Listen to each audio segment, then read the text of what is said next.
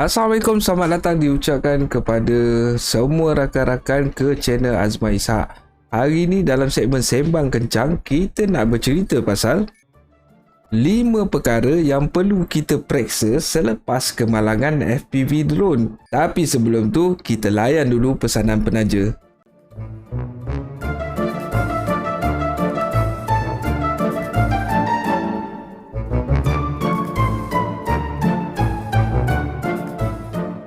Terlebih dahulu aku nak ucapkan ribuan terima kasih kepada semua rakan-rakan yang mengenali aku dan juga yang sentiasa menyokong channel ni supaya terus berkembang maju.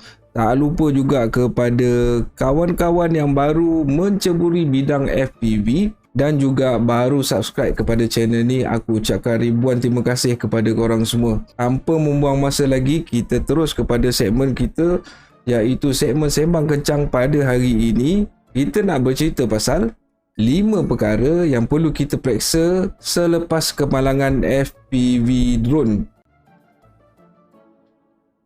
Selepas kemalangan FPV drone ni, sepatutnya kita mempunyai check off list ataupun kita mempunyai beberapa prosedur-prosedur keselamatan yang perlu kita titik beratkan supaya penerbangan seterusnya tidak berlaku sebarang kecelakaan. Kita terus kepada langkah-langkah keselamatan ataupun perkara-perkara yang perlu kita periksa selepas kemalangan FPV drone, iaitu perkara yang pertama. Jangan lupa setiap kali lepas kita crash ataupun selepas berlakunya kemalangan drone, kemalangan yang dimaksudkan kat sini adalah drone tu jatuh terhempas ataupun drone tu terlanggar pokok, tiang dan sebagainya lah. Bukan melibatkan soft target lah. Kalau soft target tu nanti kita buka topik yang lain. Sekarang ni selepas kemalangan, apa yang kita perlu buat adalah kita memeriksa keadaan fizikal drone kita sendiri supaya drone kita berada dalam keadaan baik dan bersedia untuk penerbangan yang seterusnya. Sambil-sambil kita belek kita punya drone selepas accident tu, kita perhatikan kita punya frame tu longgar ke tidak, skru ada ke tak, kita belek-belek kat bawah tu.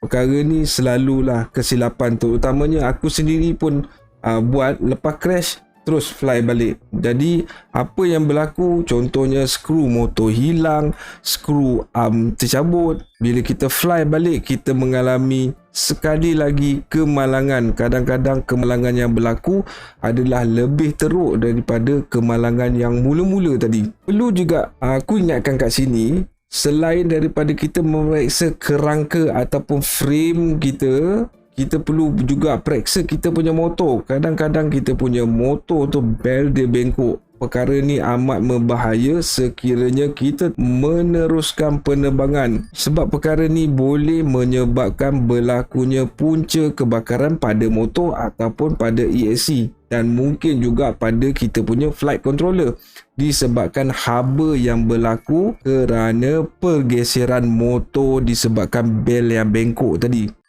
Selain daripada orang kata periksa motor tadi, korang juga perlu tengok korang punya prop ataupun korang punya propeller tadi tu ada bengkok ke tak, cacat ke tak, patah ke, mungkin tersompek ke, yang perlu korang tukar. Kemungkinan perkara-perkara ni menyebabkan antara faktor yang menyebabkan berlakunya sekali lagi kemalangan yang kita tak jangka. Okey, next kita pergi kepada topik ataupun perkara yang perlu kita periksa yang kedua.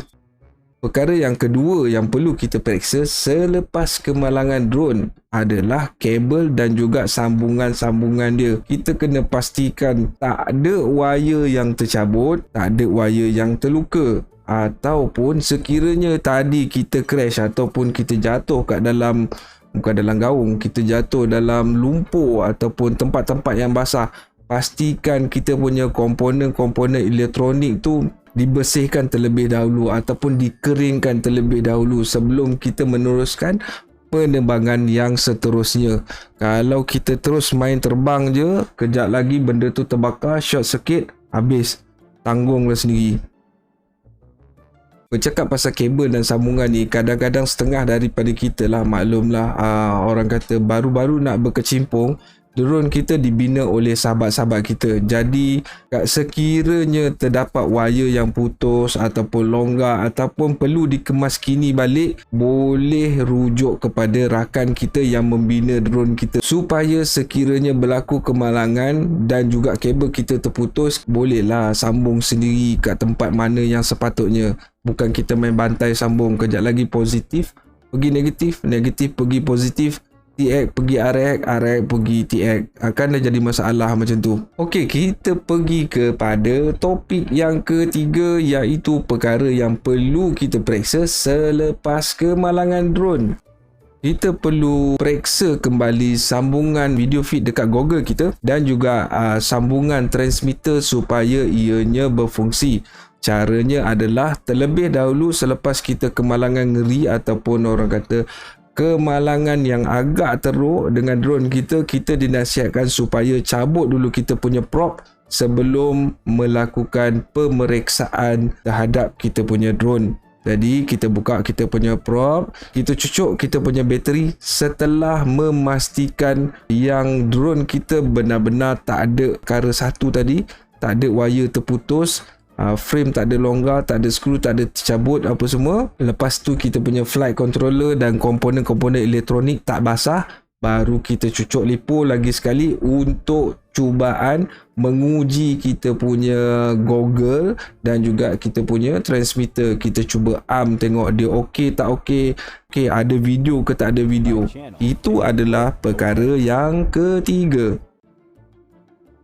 Dan kita pergi kepada perkara yang keempat yang perlu kita lakukan selepas kemalangan drone. Apa yang perlu kita periksa adalah bila dah cucuk bateri, kita pasang balik, kita dah pastikan yang video kita transmitter okey, video feed okey. Sekarang ni apa yang kita perlu, kita nak pastikan tak ada sebarang gegaran dalam video feed kita. Jadi bila kita cuba pasangkan goggle kita tadi, dah cucuk lipo, maknanya tak ada sebarang kejadian yang tidak digini seperti berasap ke apa ke, maknanya semua okey lah. Dan kita dah pasang kita punya prop. Kemudiannya kita cuba hover setempat. Apabila kita hover setempat, kita cuba perhatikan dalam kita punya goggle tu supaya tiada gegaran kecil ataupun gegaran yang teruk lah ketika kita cuba hover. Dan kita try flip 1-2 kali, kita tengok okey tak okey.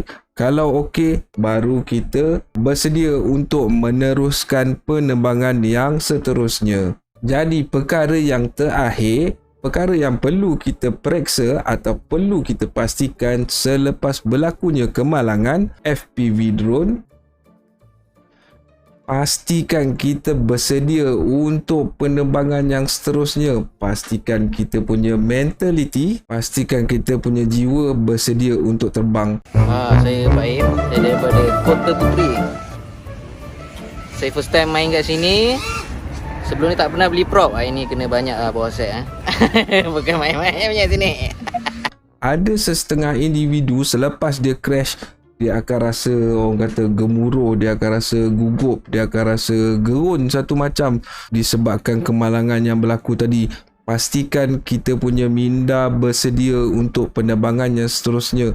Sebab jika kita punya mindset ataupun kita punya minda tak bersedia untuk penerbangan, kemungkinan perkara yang sangat-sangat dikhawatiri akan berlaku sekali lagi kemalangan. Setengah orang dia punya nervous tu dia bawa sampai 2-3 episod, sampai 2-3 hari yang akan datang.